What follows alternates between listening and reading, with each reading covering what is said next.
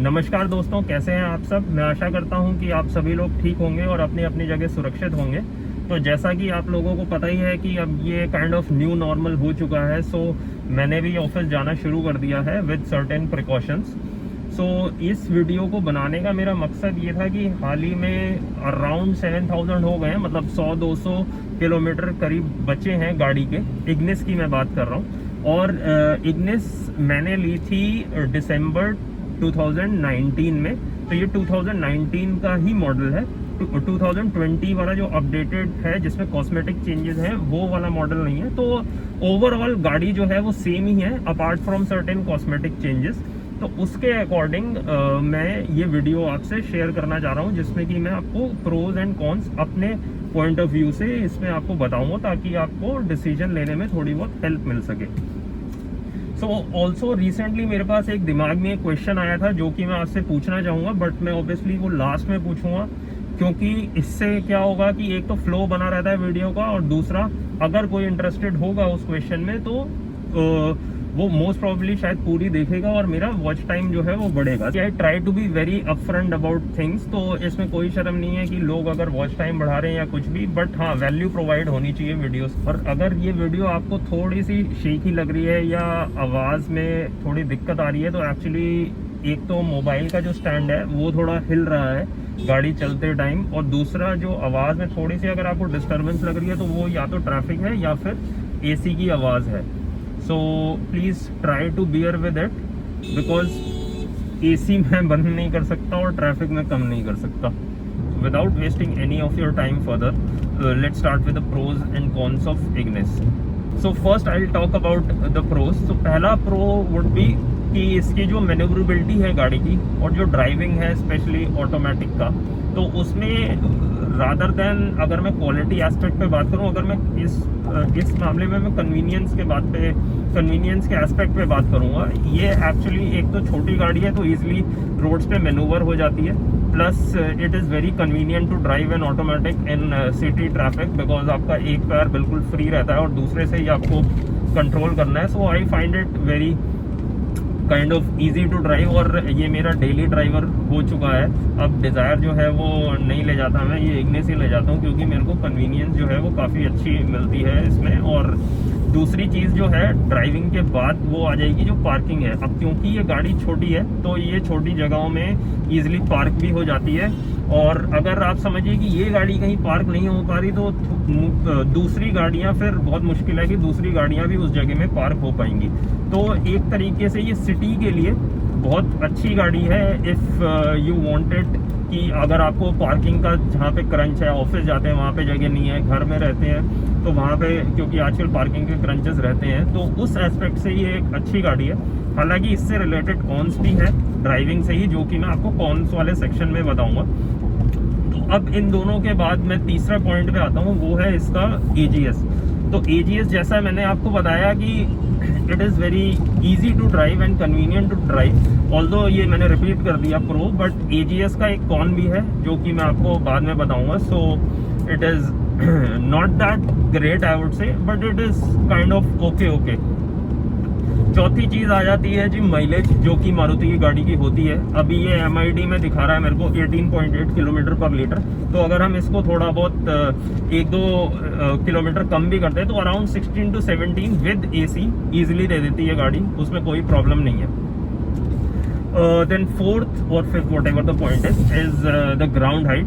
अब ground height से क्या फ़ायदा है जी? ग्राउंड हाइट से ये फ़ायदा है कि अगर आपकी रोड्स थोड़ी ख़राब है या फिर थोड़ा रफ टेरेन है, तो उसमें जो गाड़ी का निचला हिस्सा है वो ईजिली लगता नहीं है, और क्योंकि थोड़ी ग्राउंड हाइट ज़्यादा है और इसके शॉकर्स जो हैं वो उतने एब्जॉर्बिंग नहीं है, तो ये हालांकि आपको झटके ज़रूर महसूस होंगे, लेकिन ये है कि बिल्कुल सॉफ्ट ना होने की वजह से ज़्यादा जो है ऊपर नीचे जाती नहीं है गाड़ी, जिसकी वजह से आपको कंफर्ट में ऑब्वियसली थोड़ा कॉम्प्रोमाइज करना पड़ता है। बट अगर रफ टेरेन है, रोड्स खराब है, तो दिस गाड़ी is very good if I talk about this hatchback space.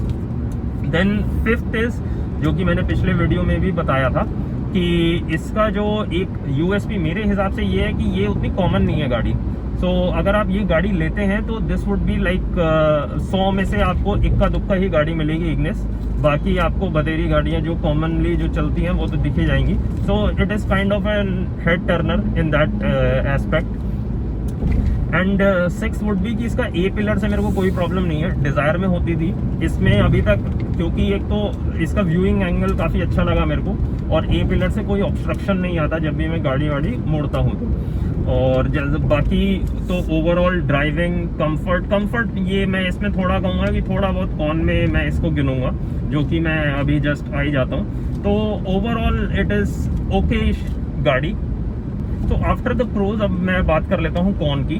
तो जैसा कि मैं आपको कह रहा था कि इसका जो कौन है वो एक कंफर्ट में इसमें थोड़ा बहुत ओके है, नॉट दैट ग्रेट, बिकॉज इसके जो शॉकर हैं वो इतने सॉफ्ट एंड स्मूथ नहीं है, क्योंकि थोड़ी ग्राउंड हाइट ज़्यादा है, तो इस वजह से उतने शॉक एब्जॉर्बिंग नहीं है। तो जो पीछे वाले हैं उनको थोड़ा बहुत झटके जो हैं वो ज़्यादा पता लगते हैं एज़ कम्पेयर टू अगर वो सिडान में बैठे हैं। और ऑब्वियसली मेरे को भी सिडान में ज़्यादा कम्फर्ट ही महसूस होता है, तो वो चाहे मैं आगे बैठूं चाहे पीछे बैठूं, दोनों में फ़र्क पता लग जाता है। इसमें जो झटके हैं वो आपको आगे भी थोड़े महसूस होंगे।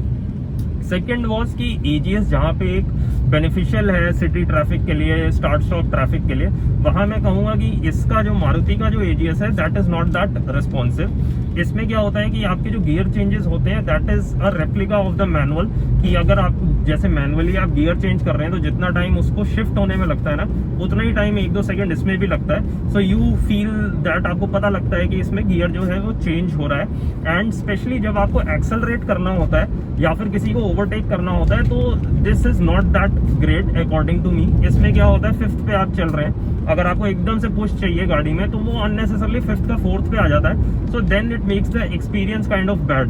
बट हाँ, आप ज़्यादा कंप्लेन नहीं कर सकते क्योंकि ये CVT नहीं है, तो AGS के साथ आपको कॉम्प्रो करके चलना पड़ेगा। और ये है कि ये मैनुअल का ही एक रेप्लिका है, जो कि मेरे को कुछ उस पर ठीक लगता है, क्योंकि मेंटेनेंस वाइज और कॉस्ट वाइज ज़्यादा उतना महंगा नहीं है as compare to CVT। But अगर आप ride quality, drive quality specially अगर उसकी बात करें तो ये not up to the standards है, लेकिन ओवरऑल डेली ड्राइवर के लिए ठीक है। अगर आपको सिंपल गाड़ी चलानी है तो मैं इसके कन्वीनियंस फैक्टर पे ज़्यादा रेट करूँगा। देन मैंने आपको कंफर्ट का बता ही दिया है और AGS हो गया। उसके बाद इसकी अगर मैं दोनों को कंबाइन कर दूं तो ride quality is okay, decent enough for a hatchback, क्योंकि मैं इसको सेडान से ऑब्वियसली कंपेयर नहीं करूँगा क्योंकि दोनों का ही अलग सेगमेंट है।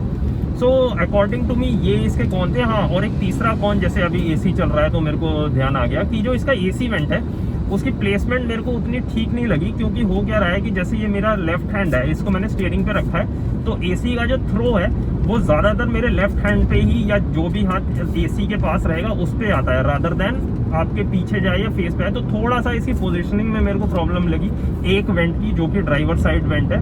और जो इधर वाला वेंट है जो कि आपका विंडो साइड रहता है दैट इज़ कम्प्लीटली ओके, उसमें कोई प्रॉब्लम नहीं है। बस एक ये जो लेफ्ट में जो सेंटर में वेंट्स रहते हैं उसमें जो ड्राइवर साइड रहता है उसमें थोड़ी बहुत उसकी पोजीशनिंग की मेरे को प्रॉब्लम लगी, क्योंकि उसका सारा थ्रो जो है वो मेरे हाथ पे आता है।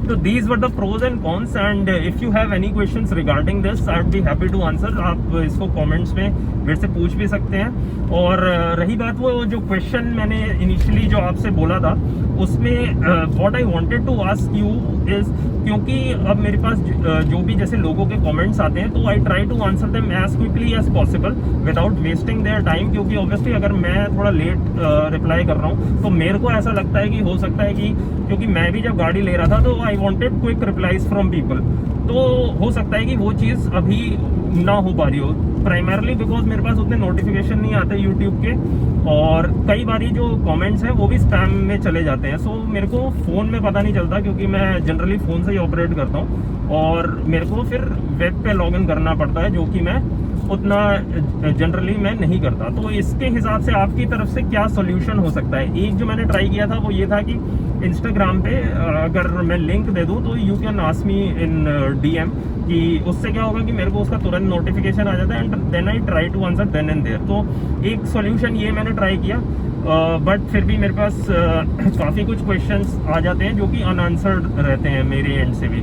So what I am asking you is कि आप इसका कोई सॉल्यूशन बताएं जिसको हम लोग इम्प्लीमेंट कर सकें और इस छोटी सी जो भी हमारी कम्युनिटी है इसको हम स्ट्रॉन्ग कर सकें, ताकि लोग जो है वो ईजिली इन गाड़ियों के बारे में डिसाइड कर सकें। और जो भी मेरे को प्रॉब्लम्स होती हैं वो ऑब्वियसली मैं आपसे शेयर जो है वो करता ही रहता हूँ। सो अगर ये वीडियो आपको अच्छा लगा तो प्लीज़ इसको लाइक करें, शेयर करें एंड चैनल को सब्सक्राइब करें। एंड हाँ, सुरक्षित रहें, फैमिली का ख्याल रखें और सारे जो प्रिकॉशंस हैं वो लेते रहें।